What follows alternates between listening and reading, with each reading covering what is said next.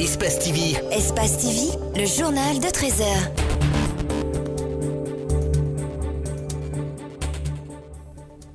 Le calendrier des examens nationaux a été réaménagé. Ils se dérouleront du 20 au 30 juin. 10 jours pour 3 examens. Certains Guinéens émettent des doutes. Vous aurez le reportage de Mamadou Saliouba pour plus de détails. Les paris sportifs sont devenus ces dernières années un véritable phénomène de société dans toute l'Afrique de l'Est, notamment en Ouganda où les fans de foot se pressent pour faire des paris sur les matchs du Mondial 2018.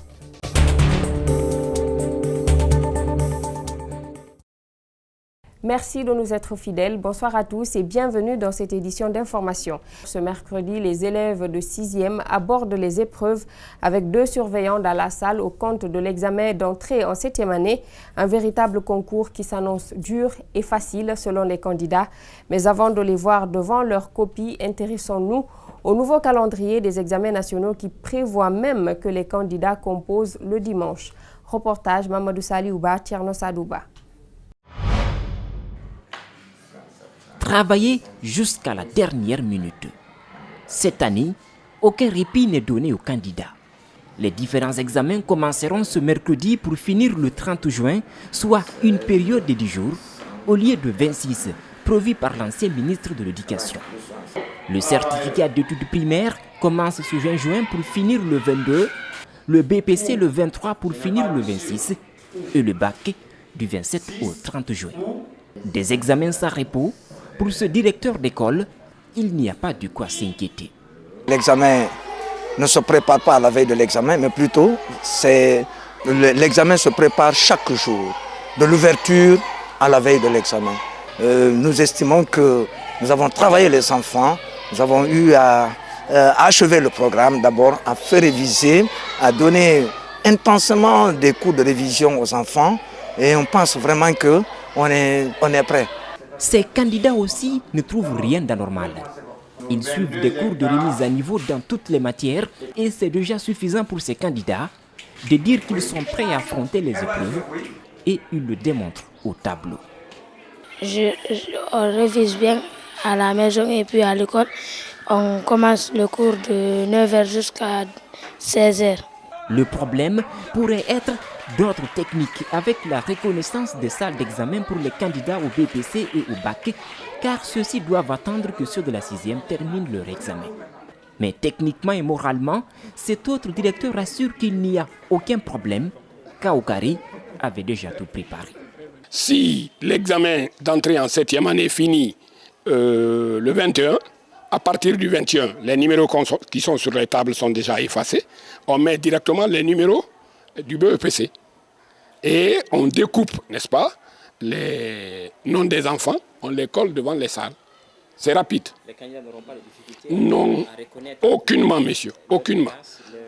Aucunement. Ils connaissent déjà leur centre, ils savent que les chefs d'établissement vont leur dire « Allons-y à Oumou-Diaby, n'est-ce pas, nous allons connaître nos salles maintenant. » Voilà. Il n'y a pas de problème dans ça. L'ancien ministre avait déjà tout préparé, mais avec le nouveau calendrier du nouveau ministre de l'Éducation, certaines épreuves risquent d'être lancées en retard. Après l'UFDG et l'UFR, c'est au tour du parti PADES de recevoir la délégation du Premier ministre, chef du gouvernement. Ce lundi, Ibrahima Kassori Fofana et Ousmane Kaba ont échangé sur l'actualité et les sujets brûlants. Abdourahmane Ba et Amara Alex Silla signent ce reportage. Ibrahima Kassori Fofana cherche à se rapprocher de tous les politiques. D'entrée de jeu, le Premier ministre reconnaît le retard de la Guinée. Quand on regarde, par contre, le niveau de pauvreté, ces résultats, on dira, sont limités. Pourquoi? Parce que la base de départ, le point de départ est très faible. Une pauvreté à la base qui préoccupe Kassori Fofana, d'où cette visite rendue à un éminent économiste à la tête du parti PADES. Sur le plan politique, nous attendons de vous, nous saluerons de votre part un mémorandum sur ce qui vous semble être important pour prévenir les crises. non seulement gérer la crise actuelle, la crise politique. Quant à Dr Ousmane Kaba, la démarche est salutaire et il promet d'apporter son expertise quand le besoin se fait sentir. Soyez rassurés que le PADES, en tant que parti politique au nom de tous nos militants, nous serons à vos côtés dans la lutte pour la démocratie. C'est important, la liberté et la démocratie, c'est ce que nous recherchons tous. Et je sais que vous allez vous battre pour la pluralité des opinions, pour la démocratie, pour l'état de droit et la bonne gouvernance en Guinée.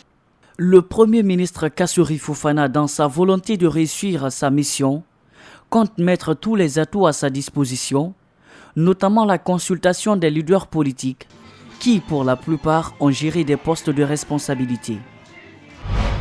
La 10e Assemblée générale ordinaire de la Croix-Rouge hispanophone, lusophone et francophone s'est ouverte ce mardi à Conakry durant 2 jours. Les membres de cette organisation humanitaire vont échanger sur les crises sociopolitiques et humanitaires qui secouent le monde. Ensuite, ils procéderont à l'élection d'un nouveau bureau. Mamadou Kalisso, Ibrahima Souma. La Croix-Rouge et Croissant-Rouge est l'une des branches des Nations Unies. Elle compte 32 pays en Afrique. Chaque 2 ans, les membres se retrouvent pour évaluer le bilan des années précédentes, faire des perspectives. Cette année, c'est la Guinée qui est choisie pour abriter cette rencontre. Durant ces 2 jours, nous allons procéder à l'élection des membres du nouveau bureau. Ensuite, nous allons réfléchir sur des thématiques principales, notamment les questions de migration, réfléchir sur les questions de migration, les questions de violence, parce que les violences sont devenues aujourd'hui un peu monnaie courante dans la sous-région, et aussi les questions de gouvernance au niveau des mouvements Croix-Rouge et Croissant-Rouge. Ce 21e siècle est caractérisé par des conflits armés, la montée de l'extrémisme religieux et idéologique. Ces facteurs créent souvent des crises humanitaires qui nécessitent l'intervention de la Croix-Rouge et Croissant-Rouge. Au regard des interrogations que suscite l'avenir de notre continent, surtout de sa jeunesse, je suis heureux de constater que durant cette rencontre de Conakry, vous aurez à débattre de ces thèmes. Le président de la Fédération internationale de la Croix-Rouge et Croissant-Rouge est intervenu sur le cas des 630 migrants, en majorité africains, secourus en Méditerranée la semaine dernière. Et on ne peut que penser à ce qui s'est passé ces dernières semaines avec ce bateau, avec ces gens qui sont restés coincés encore une fois dans la Méditerranée, et à ce moment où justement il y a eu aussi une humanité, et avec effectivement les résolutions qui ont été prises et l'Espagne qui a accepté effectivement ce bateau. Pour endiguer ce phénomène, Francesco Roca a insisté sur la bonne gouvernance qui, selon lui, s'articule autour de 3 valeurs: la redevabilité, l'intégrité et la transparence. 2 morts et le contenu de toute une maison partie en fumée. C'est le bilan d'un incendie qui s'est déclaré au quartier Ansoumania. C'est un court-circuit qui serait à l'origine du drame survenu dans la nuit de lundi à mardi aux environs de minuit.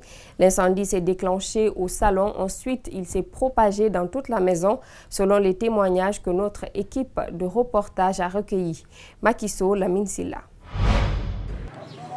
Mariam Bobo Diallo et sa fille Mamadou Bella Diallo viennent à peine de rejoindre leur dernière demeure ici au cimetière de Samatara. Nous allons écouter l'imam de ce quartier qu'on appelle Ansoumania où s'est produit l'incendie. C'est elle qui a connu qu'il y a eu le court-circuit. Elle a réveillé les membres de la famille, y compris son mari, et elle s'est mise sur le travail de sauvetage.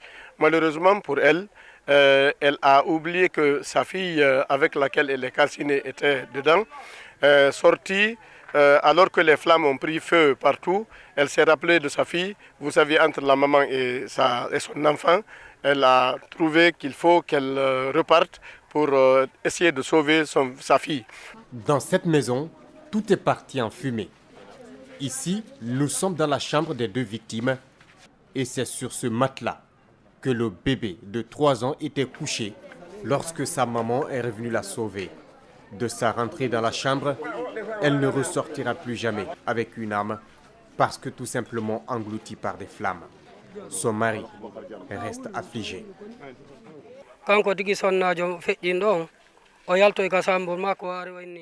Ma femme qui est décédée est sortie en criant au feu, au feu. Elle s'est retournée à l'intérieur pour chercher son enfant. Elle n'est plus ressortie. L'incendie s'est déclenché au salon. Ensuite, il s'est propagé dans toute la maison. À quand tout cela va s'arrêter? Des tragédies qui sont causées par les coups de circuit.